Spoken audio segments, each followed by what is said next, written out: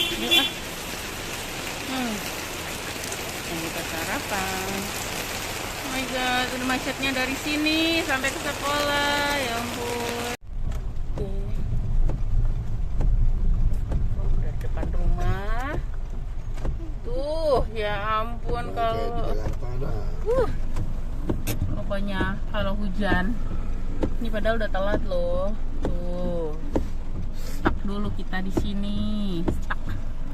Akhirnya kita udah berbelok sedikit. Jadi jarak dari rumah ke sekolah tuh kalau jalan kaki itu sekitar 2 menit. Tapi ini karena hujan super macet nih.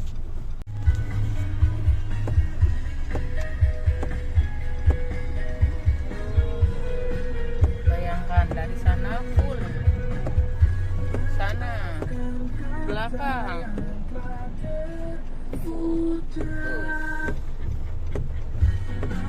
Streaming di www.radio.rumahpmi.com. Itu sekolahnya padahal.